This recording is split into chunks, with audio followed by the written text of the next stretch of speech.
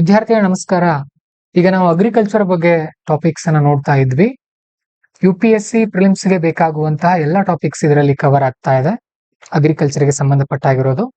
So ಈಗ first part ವಿಡಿಯೋನ ಈಗಾಗಲೇ ನಾನು ಅಪ್ಲೋಡ್ ಮಾಡಿದ್ದೀನಿ, ಒಂದ್ಸಾರಿ ಚೆಕ್ ಮಾಡ್ಕೊಳ್ಳಿ. ಈಗ ನಾವು ಸೆಕೆಂಡ್ ಪಾರ್ಟ್ ನಲ್ಲಿ ನೋಡೋಣ ಕೆಲವೊಂದು ಟಾಪಿಕ್ಸ್ ಗಳನ್ನ. ವೆರಿ ವೆರಿ ಇಂಪಾರ್ಟೆಂಟ್ ಮತ್ತೆ ಅಷ್ಟೇ ಇಂಟ್ರೆಸ್ಟಿಂಗ್ ಆಗಿದೆ. ಅದರಲ್ಲಿ ಮೊದಲನೇದು WTO ಬಾಕ್ಸಸ್ ಅಂತ ಬರುತ್ತೆ. WTO ಅನ್ನೋದು ವರ್ಲ್ಡ್ ಟ್ರೇಡ್ ಆರ್ಗನೈಸೇಷನ್.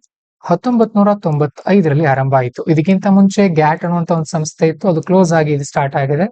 ಸೊ ಇವ್ರು ಏನ್ ಮಾಡ್ತಾರೆ ಅಂತ ಅಂದ್ರೆ, ಜಗತ್ತಿನಲ್ಲಿ ಏನ್ ವ್ಯಾಪಾರ ನಡೆಯುತ್ತಲ್ಲ, ಸೊ ಈ ಒಂದು ದೇಶದಿಂದ ಮತ್ತೊಂದು ದೇಶಕ್ಕೆ ನಡೆಯುವಂತ ವ್ಯಾಪಾರದಲ್ಲಿ ಯಾವುದೇ ರೀತಿಯ ತಾರತಮ್ಯಗಳು, ಅಂದ್ರೆ ಉದಾಹರಣೆಗೆ ಇದು ನಮ್ಮ ಭಾರತ ಇದೆ ಅನ್ಕೊಳ್ಳಿ, ಇದು ಅಮೆರಿಕ ಇದೆ ಅನ್ಕೊಳ್ರಿ, ಇದು ಮತ್ತೊಂದು ಬ್ರೆಜಿಲ್ ಇದೆ ಅನ್ಕೋಣ. ಸೊ ಭಾರತದವರು ಅಮೆರಿಕದವ್ರ ಜೊತೆನೂ ಕೂಡ ಚೆನ್ನಾಗಿ ವ್ಯಾಪಾರ ಮಾಡ್ಕೊಳ್ಬೇಕು, ಬ್ರೆಜಿಲ್ ಜೊತೆನೂ ಚೆನ್ನಾಗಿ ವ್ಯಾಪಾರ ಮಾಡ್ಬೇಕು. ಒಬ್ಬರಿಗೆ ಹೆಚ್ಚು ಒಬ್ಬರಿಗೆ ಕಡಿಮೆ ಅನ್ನೋ ತರ ಮಾಡಬಾರ್ದು. ಸೊ ಇಂಥದ್ದನ್ನೆಲ್ಲ ನಿಯಂತ್ರಣ ಮಾಡ್ತಾ ಇರತ್ತೆ. ಇದನ್ನ ಎಕನಾಮಿ ಹೇಳುವಾಗ ನಾನು ಹೇಳಿರ್ತೀನಿ ನಿಮಗೆ. ಇಲ್ಲಿ WTO ನಲ್ಲಿ ಅಗ್ರಿಕಲ್ಚರ್ ಗೆ ಸಂಬಂಧಪಟ್ಟ ಹಾಗೆ ಅಗ್ರಿಮೆಂಟ್ಸ್ ಆನ್ ಅಗ್ರಿಕಲ್ಚರ್ ಅನ್ನುವಂತ ಟಾಪಿಕ್ ಬರುತ್ತೆ. ಪ್ರಿಲಿಮ್ಸ್ ಅಲ್ಲಿ ಒಂದ್ಸಾರಿ ಕೇಳಿದ್ರು, ಏನಂದ್ರೆ agreements on agriculture recently seen in news with respect to ಏನು ಅಂತ ಕೇಳಿದ್ರು. It is WTO. Simple answer.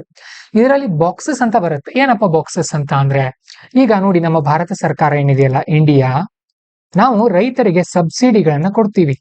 ಹಾಗೇನೆ MSP ಬೆಲೆಯಿಂದ ರೈತರ ಬೆಳೆಗಳನ್ನ ಖರೀದಿ ಮಾಡ್ತೀವಿ. ಸೊ ಇದರಿಂದ ಬೇರೆ ದೇಶದಿಂದ ನಮ್ಮ ದೇಶಕ್ಕೆ ವಸ್ತುಗಳೇನ್ ಬರ್ತಾ ಇರುತ್ತಲ್ಲ, ಆ ದೇಶದ ವ್ಯಾಪಾರಿಗಳಿಗೆ ತೊಂದರೆ ಆಗುತ್ತೆ. ಯಾಕಂದ್ರೆ ಅವ್ರ ವಸ್ತುಗಳು ನಮ್ಮಲ್ಲಿ ಮಾರಾಟ ಆಗಲ್ಲ, ನಮ್ಮ ರೈತರಿಗೆ ಅನುಕೂಲ ಆಗುತ್ತೆ. ಸೊ ನಮ್ಮ ಸರ್ಕಾರ ನಮ್ಮ ರೈತರಿಗೆ ಅನುಕೂಲ ಮಾಡೋದು ನೋಡ್ತಾ ಇರುತ್ತೆ. WTO ಏನ್ ಮಾಡುತ್ತೆ, ಜಗತ್ತಿನ ಎಲ್ಲರದನ್ನ ಚೆನ್ನಾಗಿ ನೋಡ್ಕೊಳ್ಳೋ ಪ್ರಯತ್ನವನ್ನ ಮಾಡ್ತಾ ಇರುತ್ತೆ. ಸೊ ಅದೇ ತರ ಇದರಲ್ಲಿ ಟ್ರೇಡ್ ಡಿಸ್ಟಾರ್ಷನ್ ಅಂತ ಬರುತ್ತೆ. ಅಂದ್ರೆ ಯಾವ ಒಂದು ಸರ್ಕಾರದ ಕ್ರಮಗಳಿಂದ ಅಂತಾರಾಷ್ಟ್ರೀಯ ಮಟ್ಟದ ವ್ಯಾಪಾರಕ್ಕೆ ತೊಂದರೆ ಆಗುತ್ತಲ್ಲ, ಅದನ್ನ ಟ್ರೇಡ್ ಡಿಸ್ಟಾರ್ಷನ್ ಅಂತ ಕರೀತಾರೆ. ಇಲ್ಲಿ green box, blue box, amber box ಅಂತ ಬರುತ್ತೆ. ಗ್ರೀನ್ ಬಾಕ್ಸ್ ಅಂದ್ರೆ ಏನು, ಮಿನಿಮಮ್ ತುಂಬಾ ಕಡಿಮೆ, ಇದರಿಂದ ಯಾರಿಗೇನು ಹಾನಿ ಆಗಲ್ಲ. ಇದು ಅಲೌಡಾ ಇಲ್ಲ ಅಂತ ನೋಡಿದಾಗ ಎಸ್, ಇದು ಅವಕಾಶ ಇದೆ. ಇದರಲ್ಲಿ ರಿಡಕ್ಷನ್ ಮಾಡ್ಬೇಕಾ ಸರ್ಕಾರ? ಇಲ್ಲ, ರಿಡಕ್ಷನ್ ಮಾಡೋ ಅಗತ್ಯ ಇಲ್ಲ. ಅಂದ್ರೆ ಉದಾಹರಣೆಗೆ ರಿಸರ್ಚ್ ಅಂಡ್ ಡೆವಲಪ್ಮೆಂಟ್, ಎನ್ವೈರ್ಮೆಂಟ್ ಗೆ ಸಂಬಂಧಪಟ್ಟ ಹಾಗೆ, ಉದಾಹರಣೆಗೆ ರಿಸರ್ಚ್ ಅಂಡ್ ಡೆವಲಪ್ಮೆಂಟ್ ಭಾರತದಲ್ಲಿ ಯಾರೊಬ್ರು ಮಾಡ್ತಾ ಇದಾರೆ ಅನ್ಕೊಡ್ರಿ. ಸೊ ಇವರಿಗೆ ಭಾರತ ಸರ್ಕಾರ ಸಪೋರ್ಟ್ ಮಾಡಬಹುದಾ? ಎಸ್, ಮಾಡಬಹುದು. ಸೊ ಹಾಗಾದ್ರೆ ಇದನ್ನ ಯಾವ ಬಾಕ್ಸ್ ಅಲ್ಲಿ ಹಾಕಲಾಗತ್ತೆ? Green box. ಗ್ರೀನ್ ಅಂದ್ರೆ ಅಲೌಡ್ ಅಂತ ಅರ್ಥ. ಇನ್ನು ಕೆಲವೊಂದು ಬ್ಲೂ ಬಾಕ್ಸ್ ಅಂತ ಬರುತ್ತೆ. ಮಾಡರೇಟ್ ಆಗಿ ಟ್ರೇಡ್ ಡಿಸ್ಟಾರ್ಟ್ ಆಗುತ್ತೆ ಇಲ್ಲಿ ಇದರಿಂದ. ಇದು ಅಲೌಡಾ? ಸಂಪೂರ್ಣವಾಗಿ ಅಲೌ ಇಲ್ಲ ಇಲ್ಲಿ. ಯಾವ್ದಕ್ಕೆ ಅಂದ್ರೆ ಪ್ರೊಡಕ್ಷನ್ ಲಿಮಿಟಿಂಗ್ ಪೇಮೆಂಟ್ಸ್, ಪ್ರೊಡಕ್ಷನ್ ಗೆ ಸಂಬಂಧಪಟ್ಟ ಹಾಗೆ ಪೇಮೆಂಟ್ ಮಾಡ್ತಾರಲ್ಲ, ಸೊ ಅಂತದ್ದನ್ನೆಲ್ಲ ಮಾಡೋ ಹಾಗಿಲ್ಲ. ಇದನ್ನ ಏನ್ ಮಾಡ್ಲಾಗತ್ತೆ, ಇಲ್ಲಿ ಈ ಬ್ಲೂ ಬಾಕ್ಸ್ ಅಲ್ಲಿ ಆಡ್ ಮಾಡಿದ್ದಾರೆ. ಇನ್ನೊಂದು ಬರುತ್ತೆ ಆಂಬರ್ ಬಾಕ್ಸ್ ಅಂತ. ಇದು ಹೈ ಇರುತ್ತೆ.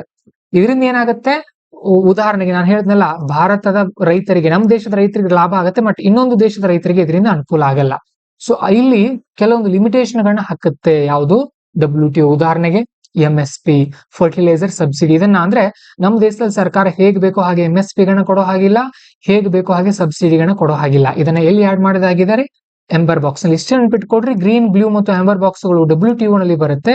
ಅದರಲ್ಲಿ ಅಗ್ರಿಮೆಂಟ್ಸ್ ಆನ್ ಅಗ್ರಿಕಲ್ಚರ್ ಅಲ್ಲಿ ಬರುತ್ತೆ. ಸೊ ಗ್ರೀನ್ ಅಲೌ ಇದೆ ಸಂಪೂರ್ಣವಾಗಿ, ಬ್ಲೂ ಇಲ್ಲಿ ಏನಾಗಿದೆ, ಅಲೌ ಇಲ್ಲ. ಇದು ಆಂಬರ್ ಬಾಕ್ಸ್ ಲಿಮಿಟೆಡ್ ಆಗಿ ಅಲೌ ಇದೆ. ಹಾಗೇನೆ ರೆಡ್ ಬಾಕ್ಸ್ ಅಂತ ಒಂದು ಬರುತ್ತೆ, ಇದು ಅಷ್ಟು ಆಫಿಷಿಯಲಿ ಇಲ್ಲ. ಇದು ನೆನ್ಪಿಟ್ಕೊಡ್ರಿ, ಇಷ್ಟು ಸಾಕು. ನೆಕ್ಸ್ಟ್, ಭಾರತದಲ್ಲಿನ ಲ್ಯಾಂಡ್ ರಿಫಾರ್ಮ್ಸ್ ಅಂತ ಬಂದ್ರೆ, ನಮ್ಮ ದೇಶದಲ್ಲಿನ ಭೂ ಸುಧಾರಣೆಗಳು ಅಂತ ಬಂದ್ರೆ, ಇಲ್ಲಿ ಮೊದಲನೇದಾಗಿ ಜಮೀನ್ದಾರಿ ಸಿಸ್ಟಮ್ ಅನ್ನ ರದ್ದುಪಡಿಸಲಾಯಿತು. ಜಮೀನ್ದಾರಿ ಅಂದ್ರೆ ಏನು, ರೈತವಾರಿ ಅಂದ್ರೆ ಏನು, ಮಹಲ್ವಾರಿ ಅಂದ್ರೆ ಏನು, ಈಗಾಗಲೇ 5 ಜನ IAS ನಾವು ಹಾಕಿದೀವಿ. ಒಂದ್ಸಾರಿ ಚೆಕ್ ಮಾಡ್ಕೊಳ್ಳಿ. ಯೂಟ್ಯೂಬ್ ಅಲ್ಲಿ ಎಕ್ಸ್ಪ್ಲನೇಷನ್ ಕೂಡ ಇದೆ, ಹಾಗೇನೆ ಟೆಲಿಗ್ರಾಮ್ ಅಲ್ಲಿ ಕೂಡ ಸಿಗುತ್ತೆ ನಿಮಗೆ.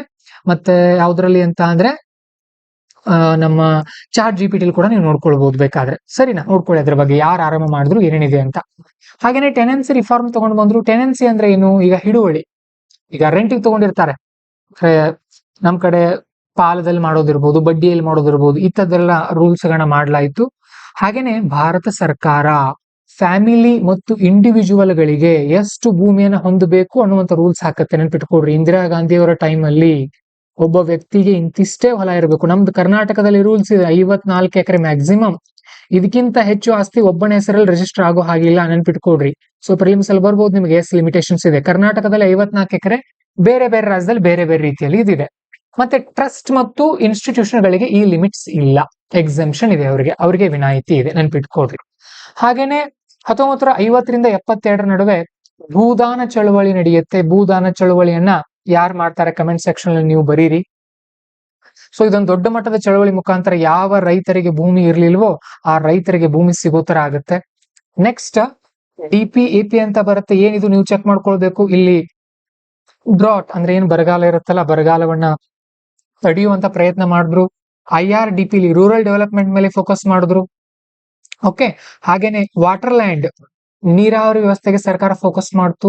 ನೆಕ್ಸ್ಟ್ 1985ರಲ್ಲಿ ಲ್ಯಾಂಡ್ ಸೀಲಿಂಗ್ ಮೇಲೆ, ಅಂದ್ರೆ ಲ್ಯಾಂಡ್ ಹೋಲ್ಡಿಂಗ್ ಎಷ್ಟು ಇರ್ಬೇಕು ಅನ್ನೋದ್ರ ಮೇಲೆ, ಸೀಲಿಂಗ್ ಅಂದ್ರೆ ಲಿಮಿಟ್, ಅದನ್ನ ಹೆಚ್ಚು ಕಮ್ಮಿ ಮಾಡ್ತಾರೆ, ವ್ಯತ್ಯಾಸ ಮಾಡ್ಲಾಗತ್ತೆ. ಇದನ್ನೆಲ್ಲ ಏನ್ ನೆನ್ಪಿಟ್ಕೊಳ್ಳೋ ಅಗತ್ಯ ಇಲ್ಲ.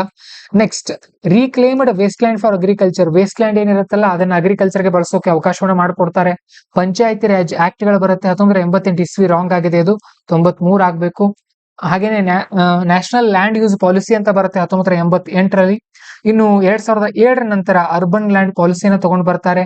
ಹಾಗೇನೆ right for fair compensation act 2013 ಅಂತ ಬರುತ್ತೆ. ಫೇರ್ ಕಾಂಪೆನ್ಸೇಷನ್ ಅಂತ ಅಂದ್ರೆ ಈಗ ಒಂದು ಇದು ಹೊಲ ಇದೆ ಅನ್ಕೊಡ್ರಿ, ಈ ಹೊಲದ ಪಕ್ಕದಲ್ಲಿ ಒಂದು ಹೈವೇ ಹೋಗೋದಿದೆ.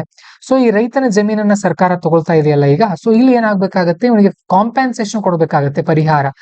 ಇದನ್ನ ಕರೀತಾರೆ. ಅದು 80% ಇತ್ತು ಮೊದಲು ಈ ಭಾಗದಲ್ಲಿ. ಅಂದ್ರೆ ಉದಾಹರಣೆಗೆ 100 ಜನ ರೈತರಿದ್ರೆ ಅಟ್ಲೀಸ್ಟ್ 80 ಜನ ಸಪೋರ್ಟ್ ಮಾಡ್ಬೇಕು ಅಂತ ಹೇಳಲಾಗಿತ್ತು. ಈಗ ಅದನ್ನ 51ಕ್ಕೆ ಇಳಿಸಲಾಗಿದೆ. ಈ ತರ ಇನ್ನು ಅಗ್ರಿಕಲ್ಚರ್ ಲ್ಯಾಂಡ್ ಲೀಸಿಂಗ್ ಆಕ್ಟ್ ಗಳನ್ನ ತಗೊಂಡು ಬರ್ತಾರೆ. ಇವನ್ನೆಲ್ಲ ನೆನ್ಪಿಟ್ಕೊಳ್ಳಾಗತ್ತೆ ಇಲ್ಲ ನೀವು. ಮತ್ತೆ ಕೆಲವೊಂದು ಸುಧಾರಣೆ, ಮಾಡರ್ನೈಸೇಷನ್ ಮಾಡ್ತಾರೆ. ಸ್ವಾಮಿತ್ವ ಸ್ಕೀಮ್ ಅಂತ ಬರುತ್ತೆ, ವೆರಿ ಇಂಪಾರ್ಟೆಂಟ್ ಇದು, ಇದೊಂದನ್ನ ನೆನ್ಪಿಟ್ಕೊಡ್ರಿ. ಇಲ್ಲಿ ಏನ್ ಮಾಡ್ಲಾಗತ್ತೆ ಅಂದ್ರೆ ಡ್ರೋನ್ ಮುಖಾಂತರ ಮ್ಯಾಪಿಂಗ್ ಮಾಡ್ತಾರೆ ಲ್ಯಾಂಡ್ ಗಳನ್ನೆಲ್ಲ, ಭೂಮಿಯನ್ನ. ಹಾಗೇನೆ ಭೂ ಆಧಾರ ಅನ್ನುವಂಥ ಸಿಸ್ಟಮ್ ಬರುತ್ತೆ. ಲ್ಯಾಂಡ್ ಗಳಿಗೂ ಕೂಡ ಐಡಿ ಕೊಡ್ತಾರೆ, ಐಡಿ ನಂಬರ್ ಗಳನ್ನ ಕೊಡ್ತಾರೆ.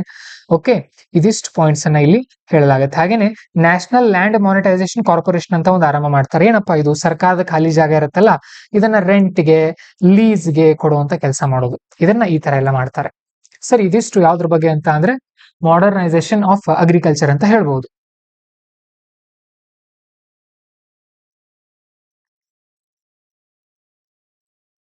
ಇದಾದ್ಮೇಲೆ ಇನ್ನು ಸಾಯಿಲ್ ಗಳ ಬಗ್ಗೆ ನೋಡೋದಾದ್ರೆ ವೆರಿ ಇಂಪಾರ್ಟೆಂಟ್ ಟಾಪಿಕ್ಸ್ ಇಲ್ಲಿ. ಅಲೂವಿಯಲ್ ಸಾಯಿಲ್ ಅಂತ ಬರುತ್ತೆ, ಮೆಕ್ಕಲು ಮಣ್ಣು ಅಂತ ಕರಿತೀವಿ ನಾವು ಕನ್ನಡದಲ್ಲಿ.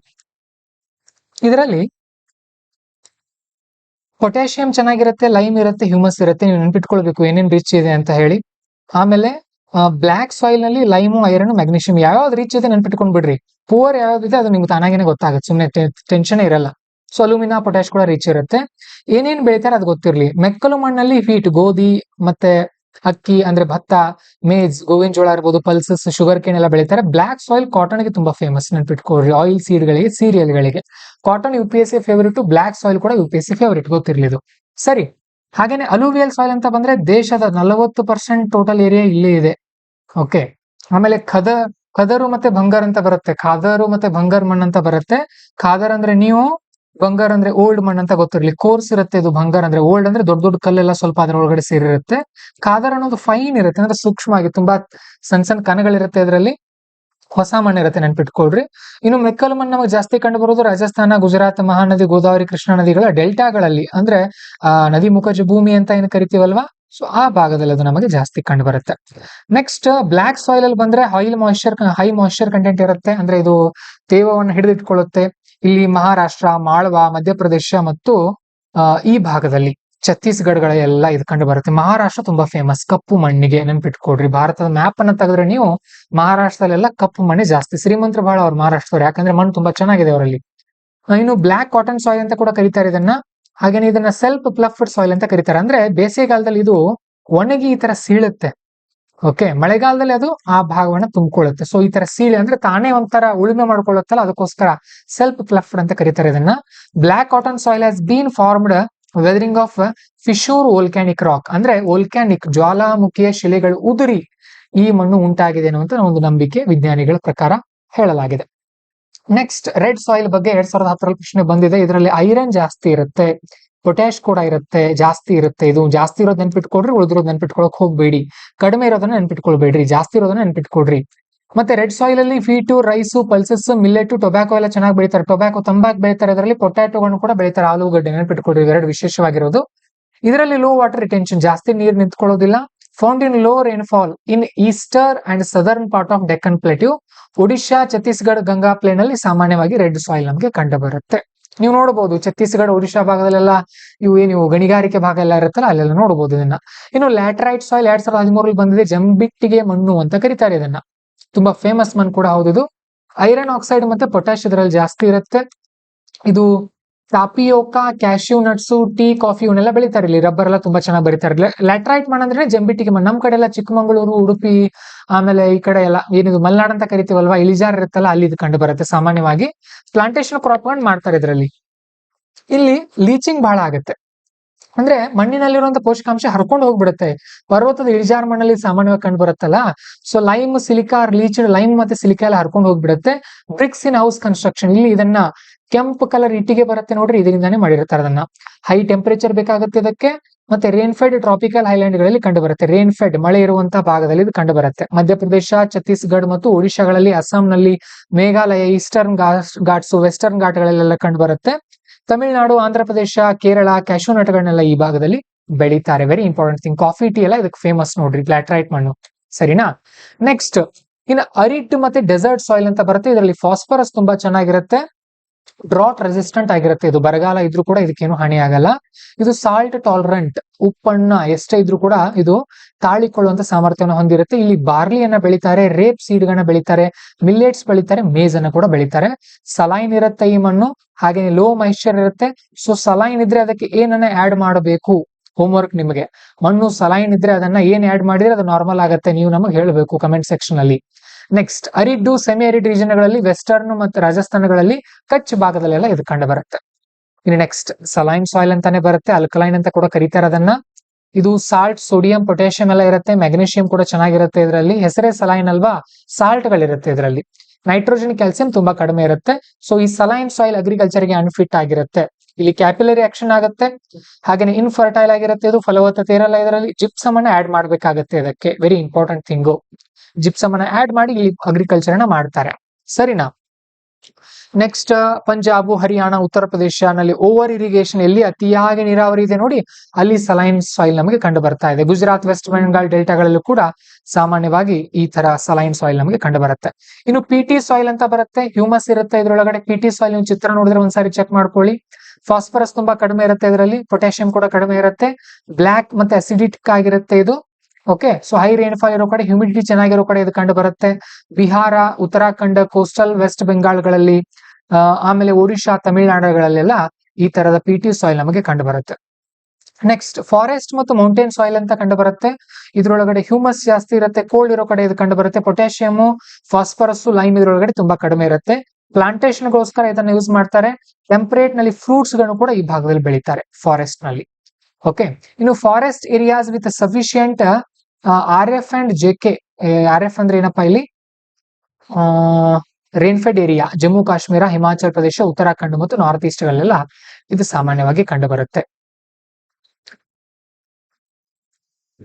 ನೆಕ್ಸ್ಟ್ ಸಲೈನೈಸೇಷನ್ ಅಂತ ಅಂದ್ರೆ ಏನಪ್ಪಾ ಇಲ್ಲಿ, occurs when irrigation water accumulated in soil evaporates leaving behind salt and minerals. ಏನಲ್ಲ, ನಾನು ಸಿಂಪಲ್ ಆಗಿ ಹೇಳ್ತೀನಿ ನೋಡಿ ನಿಮಗೆ. ಇದೊಂದು ಹೊಲ ಇದೆ ಅನ್ಕೊಳ್ರಿ, ಇದಕ್ಕೆ ನೀರ್ ಬಿಡ್ತಾ ಇದ್ದಾರೆ, ನೀರ್ ನಿಂತ್ಕೊಂಡಿದೆ, ಸಿಕ್ಕಾಪಟ್ಟೆ ನೀರ್ ನಿಂತ್ಕೊಳ್ತು. ನೀರೊಳಗಡೆ ಏನಿರುತ್ತೆ, ಸಾಲ್ಟ್ಸ್ ಇರುತ್ತೆ. ನೀರ್ ಏನಾಯ್ತು ಅನ್ಕೊಳ್ರಿ, ಇವ್ಯಾಪರೇಷನ್, ಆವಿ ಆಯ್ತು ಅನ್ಕೊಳ್ರಿ, ನೀರ್ ಆವಿಯಾಗಿ ಮೇಲಕ್ಕೆ ಹೋಗುತ್ತೆ. ಬಟ್ ಇದ್ರೊಳಗಡೆ ಇರುವಂತ ಸಾಲ್ಟ್ ಗಳು ಹಾಗೆ ಉಳಿದು ಬಿಡುತ್ತೆ. ಇದನ್ನ ಸಲೈನೈಸೇಷನ್ ಅಂತ ಕರೀತಾರೆ. ಇದು ಒಳ್ಳೆಯದಲ್ಲ, ಅದಕ್ಕೋಸ್ಕರ ಇದನ್ನ ಏನ್ ಮಾಡ್ತಾರೆ, ಇದಕ್ಕೆ ಜಿಪ್ಸಮ್ ಅನ್ನ ಆಡ್ ಮಾಡ್ತಾರೆ. ಇದು ಆರೋಗ್ಯಕ್ಕೆ ಒಳ್ಳೇದಲ್ಲ. ಯಾವ ಆರೋಗ್ಯ ಅಂದ್ರೆ ಅಗ್ರಿಕಲ್ಚರ್ ಆರೋಗ್ಯಕ್ಕೆ ಇದು ಒಳ್ಳೇದಲ್ಲ. Next effects of salinisation. Salinisation ಇಂದ ಏನ್ ಹಾನಿ ಆಗುತ್ತೆ ಅಂತ ನೋಡೋದಾದ್ರೆ,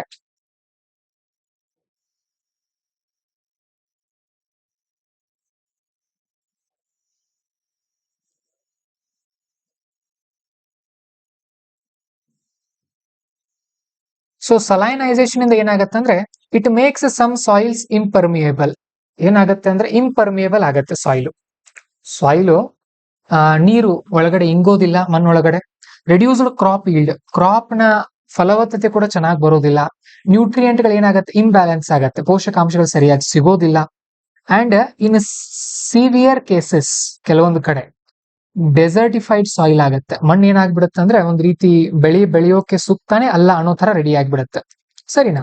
ಇನ್ ನೆಕ್ಸ್ಟ್ ಸಾಯಿಲ್ ಕಾನ್ಸರ್ವೇಷನ್. ಹಾಗಾದ್ರೆ ಏನ್ ಮಾಡ್ಬೇಕು ನಾವು, ಜಿಪ್ಸಮ್ ಅನ್ನ ಆಡ್ ಮಾಡ್ಬೇಕಂತ ಈಗಾಗಲೇ ಹೇಳಿದೆ ನಾನು. ಕ್ರಾಪ್ ರೊಟೇಷನ್ ಮಾಡ್ತಾ ಇರ್ಬೇಕು, ಬೇರೆ ಬೇರೆ ಬೆಳೆಗಳನ್ನ ಹಾಕ್ತಾ ಇರ್ಬೇಕು. ಸ್ಯಾಂಡ್ ಫೆನ್ಸಸ್, ಇಳಿಜಾರ್ ಇರುತ್ತಲ್ಲ ಅಲ್ಲಿ ಮಣ್ಣಿನ ದಿಬ್ಬಗಳನ್ನ ಮಾಡ್ತಾ ಹೋಗ್ಬೇಕು. ಟೆರ್ರೇಸಿಂಗ್ ಮಾಡ್ಬೇಕು. ಈ ತರ ಇಳಿಜಾರುಗಳಲ್ಲಿ ಈ ತರ ಬ್ಲಾಕ್ ಗಳನ್ನ ಮಾಡ್ತಾರಲ್ಲ, ವಿಂಡ್ ಬ್ರೇಕ್ಸ್, ತುಂಬಾ ಗಾಳಿ ಬೀಸೋ ಕಡೆ ಗಾಳಿ ಆ ಮಣ್ಣನ್ನ ತಲುಪದೇ ಇರೋ ತರ ನೋಡ್ಕೊಳ್ಬೇಕು, ಇಲ್ಲಾಂದ್ರೆ ಮಣ್ಣು ಏನಾಗ್ಬಿಡುತ್ತೆ, ಹಾರಿ ಹೋಗ್ಬಿಡತ್ತೆ. ಸರಿ, ಇನ್ನು ಸಾಯಿಲ್ ಟೆನ್ಷನ್ ಅನ್ನ ಚೆಕ್ ಮಾಡಲು ಬಳಸುವಂತ ಒಂದು ವಸ್ತುವನ್ನ, ಒಂದು ಮೆಜರ್ಮೆಂಟ್ ಮಾಡುವಂತ ಒಂದು ಡಿವೈಸ್ ಅನ್ನ ಟೆನ್ಸಿಯೋಮೀಟರ್ ಅಂತ ಕರೀತಾರೆ. ಇದಿಷ್ಟು ನಿಮಗೆ ಸದ್ಯಕ್ಕೆ ಗೊತ್ತಿರ್ಲಿ. Next, gypsum use in soil. Gypsum ಅನ್ನ ಯಾಕೆ ಬಳಸ್ತಾರೆ? ಜಿಪ್ಸಮ್ ಅನ್ನ ಬಳಸೋದ್ರಿಂದ ಸಾಯಿಲ್ ನ ಸ್ಟ್ರಕ್ಚರ್ ಚೇಂಜ್ ಆಗುತ್ತೆ. ವಾಟರ್ ಇನ್ಫಿಲ್ಟ್ರೇಷನ್ ಅಂದ್ರೆ ನೀರ್ ಇಂಗೋಕ್ ಆರಂಭ ಆಗುತ್ತೆ. ನೋಡಿ, ಸಲೈನ್ ಜಾಸ್ತಿ ಇತ್ತಂದ್ರೆ ನೀರ್ ಇಂಗ್ತಾ ಇರಲ್ಲ, ನಾವು ಜಿಪ್ಸಮ್ ಆಡ್ ಮಾಡಿದ್ವಿ, ನೀರ್ ಇಂಗೋಕ ಆರಂಭ ಆಗುತ್ತೆ. ಹಾಗೇನೆ ಸರ್ಫೇಸ್ ಕ್ರಸ್ಟಿಂಗ್ ಇನ್ ಕ್ಲೇ ಸಾಯಿಲ್, ಎಲ್ಲಿ ರಾಡಿ ನಿಂತ್ಕೊಂಡಿರತ್ತಲ್ಲ, ಸ್ವಲ್ಪ ಸರ್ಫೇಸ್ ಎಲ್ಲ ಓಪನ್ ಆಗುತ್ತೆ, ನೀರ್ ಒಳಗಡೆ ಇಂಗತ್ತೆ. Soil does not play any role in the sulphur cycle. Very important point ನೆನ್ಪಿಟ್ಕೊಡ್ರಿ, ಸಲ್ಫರ್ಗೂ ಮತ್ತು ಮಣ್ಣಿಗೂ ಯಾವುದೇ ರೀತಿಯ ಸಂಬಂಧ ಇಲ್ಲ. Very important point. ಇದನ್ನ ಪ್ರಿಲಿಮ್ಸ್ ಅಲ್ಲಿ ಕೇಳಿದ್ರು. ನೈಟ್ರೋಜನ್ ಇದೆ, ಇಲ್ಲಿ ಸಲ್ಫರ್ ಬದಲಾಗಿ ನೈಟ್ರೋಜನ್ ಅಂತ ಬಂತ ಅನ್ಕೊಡ್ರಿ, ಇದು ರಾಂಗ್ ಆಗುತ್ತೆ ಸ್ಟೇಟ್ಮೆಂಟ್. ಸಲ್ಫರ್ ಸಾಯಿಲ್ ಸೈಕಲ್ಗಳು ಅಂತ ಬರುತ್ತೆ, ಗ್ಯಾಸಿಯಸ್ ಸೈಕಲ್ಸ್, ಆಮೇಲೆ ವಾಟರ್ ಸೈಕಲ್ ಅಂತ ಎಲ್ಲ ಬರುತ್ತಲ್ಲ, ಅದರಲ್ಲಿ ಸಲ್ಫರ್ಗೂ ಮತ್ತು ಸಾಯಿಲ್ಗೂ ಏನ್ ಸಂಬಂಧ ಇಲ್ಲ. ನೆನ್ಪಿಟ್ಕೊಡ್ರಿ ಇದಿಷ್ಟು ಪಾಯಿಂಟ್ಸ್ ಅನ್ನ. Very important thing. ಸರಿನಾ? ಇನ್ನು ನೆಕ್ಸ್ಟ್ ನಾವು ನೋಡೋದಾದ್ರೆ ವೆರಿ ಇಂಪಾರ್ಟೆಂಟ್ ಥಿಂಗ್, ಇಲ್ಲಿ ನಾನು ಮೇಜರ್ ಕ್ರಾಪ್ ಗಳ ಬಗ್ಗೆ ಹೇಳ್ತೀನಿ ನಿಮಗೆ. ನೋಡಿ, ಇಲ್ಲಿ ಟರ್ಮರಿಕ್ ಇರಬಹುದು, ರೈಸ್ ಇರಬಹುದು, ಕಾಟನ್ ಇರಬಹುದು, ಮತ್ತು ಜವಾರ್ ಅಂದ್ರೆ ಜೋಳ, ಬಾಜ್ರಾ, ರಾಗಿ, ಮೇಜು, ಪಲ್ಸಸ್ ಇರಬಹುದು, ಆಯಿಲ್ ಸೀಡ್ಗಳಿರ್ಬಹುದು, ಇವನ್ನೆಲ್ಲ, ಶುಗರ್ ಕೇನ್ ಇರಬಹುದು, ಟೀ ಇರಬಹುದು, ನೆಕ್ಸ್ಟ್ ಕಾಫಿ ಇರಬಹುದು, ರಬ್ಬರ್ ಇರಬಹುದು, ಟೊಬ್ಯಾಕೋ ಇರಬಹುದು, ಇವೆಲ್ಲ ಇಂಪಾರ್ಟೆಂಟ್ ಟಾಪಿಕ್ಗಳು. ಸರಿನಾ? ಸೊ ಇವನ್ನ ನೀವು ಓದ್ಕೊಳ್ಬೇಕಾಗತ್ತೆ. ನಾನು ಇದನ್ನ ಎಕ್ಸ್ಪ್ಲೇನ್ ಮಾಡಲ್ಲ, ಯಾಕಂದ್ರೆ ಇದನ್ನ ನೀವು ಈಗಾಗಲೇ ಕ್ಲಾಸ್ ಕೇಳುವಾಗ ಹೇಳಿರ್ತೀವಿ ನಿಮಗೆ. ಒಂದು ಪಾಯಿಂಟ್ ನೆನ್ಪಿಟ್ಕೊಳ್ರಿ, ರೈಸ್ ಪ್ರೊಡ್ಯೂಸ್ ಮಾಡೋದ್ರಲ್ಲಿ ಮತ್ತೆ ಎಕ್ಸ್ಪೋರ್ಟ್ ಮಾಡೋದ್ರಲ್ಲಿ ನಾವು ಫಸ್ಟ್ ಇದೀವಿ ಈಗ. ಓಕೆ, ನೆನ್ಪಿಟ್ಕೊಡ್ರಿ. ಮತ್ತೆ ಈ ಮೀಥೇನ್ ಮತ್ತೆ ನೈಟ್ರಸ್ ಆಕ್ಸೈಡ್ ಅನ್ನು ಕೂಡ ಸಿಕ್ಕಾಪಟ್ಟೆ ಪ್ರೊಡ್ಯೂಸ್ ಮಾಡುತ್ತೆ ರೈಸ್. ವೆರಿ ಇಂಪಾರ್ಟೆಂಟ್ ಥಿಂಗ್, ನೆನ್ಪಿಟ್ಕೊಡ್ರಿ. ಇನ್ನು ಟೈಪ್ಸ್ ಆಫ್ ಕ್ರಾಪ್ಸ್ ಅಂತ ನೋಡಿದಾಗ ಮೂರು ಮುಖ್ಯವಾಗಿ ಖಾರಿಫು, ರಾಬಿ ಮತ್ತು ಜೈದ್ ಅಂತ ಬರುತ್ತೆ. ಖಾರಿಫ್ ಅಂದ್ರೆ ಸಾಮಾನ್ಯವಾಗಿ ಮಳೆಗಾಲ, ರಾಬಿ ಅಂದ್ರೆ ಚಳಿಗಾಲ, ಜೈದ್ ಅಂದ್ರೆ ಬೇಸಿಗೆ ಕಾಲ.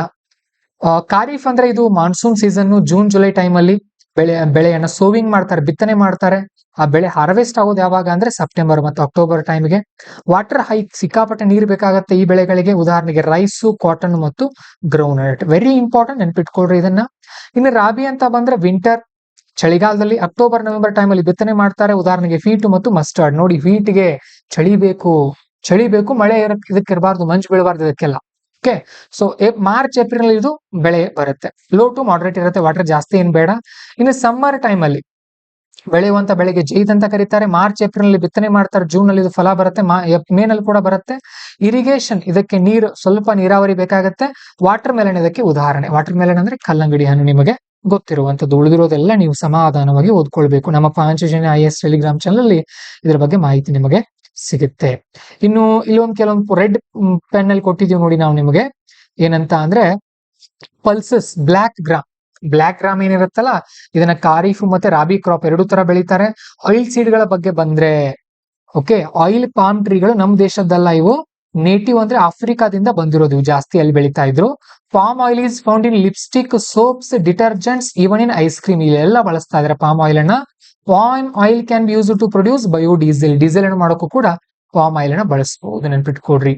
ಆಮೇಲೆ sugar cane is water intensive, ಅಂದ್ರೆ ವಾಟರ್ ನ ಸಿಕ್ಕಾಪಟ್ಟೆ ಬಳಸುತ್ತೆ, ಅಥವಾ least water efficient. Water efficient ಅಂದ್ರೆ ನೀರನ್ನ ಕಡಿಮೆ ಬಳಸೋದು, ಲೀಸ್ಟ್ ವಾಟರ್ ಎಫಿಷಿಯಂಟ್ ಅಂದ್ರೆ ಅದ್ರ ಉಲ್ಟಾ, ನೀರನ್ನ ಜಾಸ್ತಿ ಬಳಸುತ್ತೆ ಅಂತ ಇಲ್ಲಿ ಹೇಳ್ತಾ ಇದ್ದಾರೆ. ಇನ್ ನೆಕ್ಸ್ಟ್ ಕಾಫಿ ಬಗ್ಗೆ ನಾವು ತಿಳ್ಕೊಳ್ಳೋದಾದ್ರೆ, ಕೋಟ್ ಡಿ ಐವರಿ ಮತ್ತು ಘಾನಾ ಇವು ಟಾಪ್ ಪ್ರೊಡ್ಯೂಸರ್ ಆಗಿವೆ ಕಾಫಿಯನ್ನ ಬೆಳೆಯೋದ್ರಲ್ಲಿ. ನಮ್ಮ ದೇಶನೂ ಕೂಡ ಟಾಪ್ ಅಲ್ಲಿ ಇದೆ, ಚೆಕ್ ಮಾಡ್ಕೊಡ್ರಿ ಎಷ್ಟು ನಂಬರ್ ಇದೆ ಅಂತ ಹೇಳಿ. ಇನ್ನು ನೆಕ್ಸ್ಟ್ ನಾವು ಕೆಲವೊಂದು ಟರ್ಮ್ ಗಳ ಬಗ್ಗೆ ತಿಳ್ಕೊಳ್ಳೋದಾದ್ರೆ, ಫರ್ಟಿಗೇಷನ್ ಅಂತ ಟರ್ಮ್ ಬರುತ್ತೆ. ಫರ್ಟಿಗೇಷನ್ ಅಂತ ಅಂದ್ರೆ ಇಲ್ಲಿ ಮಿಕ್ಸಿಂಗ್ ವಾಟರ್ ಸಾಲ್ಯುಬಲ್ ಫರ್ಟಿಲೈಸರ್ಸ್ ಇನ್ ಡ್ರಿಪ್ ಸಿಸ್ಟಮ್. ಫರ್ಟಿಗೇಷನ್, ಇರಿಗೇಷನ್ ಅಂದ್ರೆ ನೀರಾವರಿ, ಫರ್ಟಿಗೇಷನ್ ಅಂದ್ರೆ ನೀರಾವರಿ ಜೊತೆಗೆ ಏನ್ ಮಾಡೋದು ಅಂದ್ರೆ ಈ ರಾಸಾಯನಿಕಗಳನ್ನ ಅಥವಾ ಫರ್ಟಿಲೈಸರ್ ಗಳನ್ನ ಹಾಕೋದು. ಇದಿಷ್ಟು ಪಾಯಿಂಟ್ ಇಲ್ಲಿ ಹೇಳ್ತಾ ಇದ್ದಾರೆ. ಸರಿ, ನೆಕ್ಸ್ಟ್ ಇದಿಷ್ಟು ಪಾಯಿಂಟ್ಸ್ ಇದೆ.